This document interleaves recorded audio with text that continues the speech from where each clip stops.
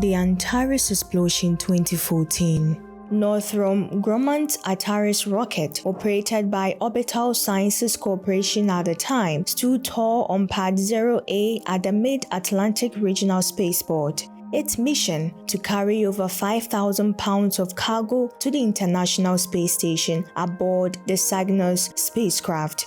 But just 6 seconds after liftoff, disaster struck. With a blinding flash and a thunderous roar, the Antares rocket exploded in mid-air, engulfing the launch pad in flames. A $200 million mission gone in an instant. There were no injuries, a miracle considering the magnitude of the blast. But the destruction was total.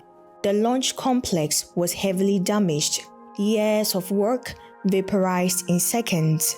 The failure cast a long shadow over Orbital Sciences and the Antares program. Investigators soon pointed to the likely culprit, the rocket's AJ-26 engines. Originally built in the Soviet Union in the 1970s as NK-33s, these engines were refurbished and renamed, but decades of storage and questionable reliability had taken their toll.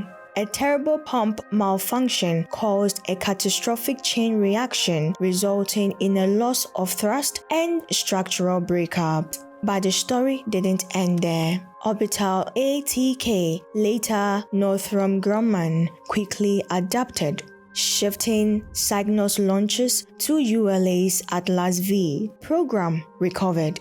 Lessons were learned. Missions resumed. The Antares Explosion of 2014 was a reminder that even in the new era of commercial spaceflight, failure is never far from the flame, but from the ashes of loss rose a new generation of rockets, stronger and smarter than before.